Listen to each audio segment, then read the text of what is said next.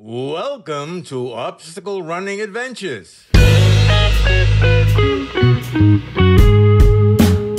it's really cool to see where they come from and just kind of helping them along that journey and being like, hey, I remember what it's like, when I first started, trying to learn how to do all these different things. And, it takes time.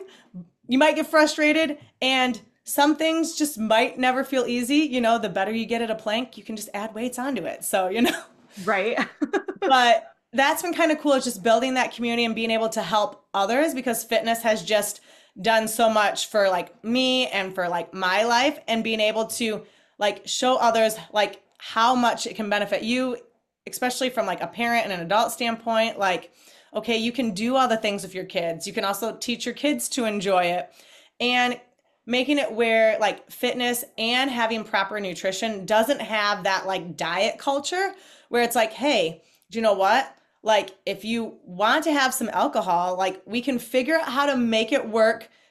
You might not be able to have as much as, say, you would prefer, but you don't have to give it all the way up. Mhm. Granted, like, it might take a little bit longer to reach some of your goals if, you're having, like a binge day on like the weekends where you're like, do you know what? I just don't want to track on the weekends. Like, okay, Yep. like we'll make sure that the weeks are on track and that's better than nothing. So making it where consistency from that standpoint is key versus being like, oh, I have to like only eat broccoli and chicken and, drink water for the rest of my life and never go out and hang out with my friends because Mhm. it's just not sustainable. So teaching that sustainability while being able to still get closer to your goals. Right. And I love that piece too, that like you talk about like consistibility, but also like you can like it doesn't have to be consistent 7 days a week for 7 weeks because like short story, I was like eating like a very like routine, like breakfast was the same, lunch was the same for like weeks. And my mom lives 4 hours away. She like sent me a box of like homemade cookies one day. This was like during COVID. And I remember I didn't eat them for like a week. And then finally, like what would have been better if I ate like one or two cookies a day, or finally like I had like something happened and I was like, I'm just gonna like have a cookie. The next thing I knew, I like ate like 12 cookies and I was like, what is like it would have been better off if when I got the box I slowly started eating them. So like, and I think that's important to remember too. Like you can cut things, but like it doesn't have to be a forever, and it doesn't have to be like a oh like it's my birthday, I'm not gonna eat cake, or like my friends are going out, like I'm not gonna not go out.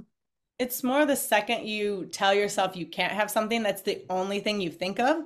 So if Mhm. you're like, oh, nope, I'm never having any cookies, well, all of a sudden, like in the back of your head, you're always thinking about like cookies, and that wears down your like mindset and your mental strength, which that's half of the battle is having that Mhm. like mental toughness to be able to like keep pushing even when it's hard, whether it be in like fitness, nutrition, racing.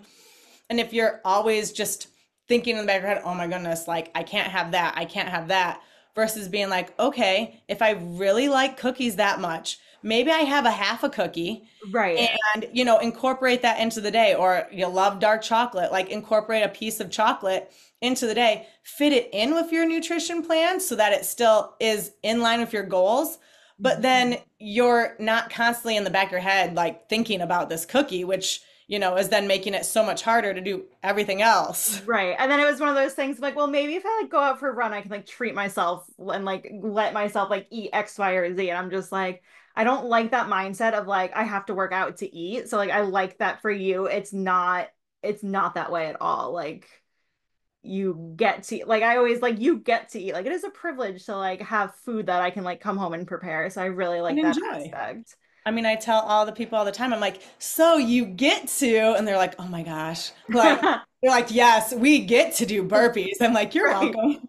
It's all about that like growth mindset, right? Like it's you get to do this, or like you can't do it yet. It's not like, oh, I have to go to the gym. It's like I get the effort, like I have the money to have the opportunity to go to the gym. Yes, or I'm healthy enough to be able to go to the gym. Yes, absolutely.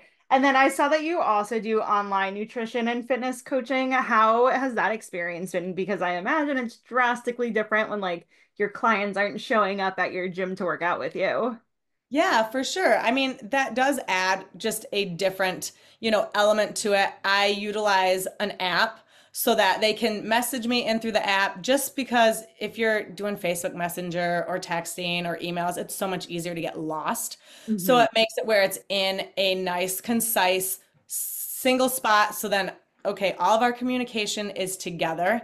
And for each person, it's going to be different because for some, getting them to start tracking, like understanding, what macros are, like what is protein, carbs, fats, like alcohol and all that, so that each person's kind of in like a different spot.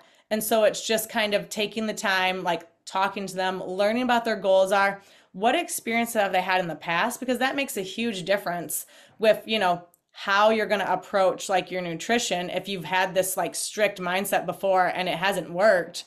Like, Hmm. okay, being super strict on you is probably not the best option, but like taking baby steps, or if, you've never tried to track before, like expecting you to hit every single like macro when you're like, wait, peanut butter isn't necessarily a protein source, it's fat.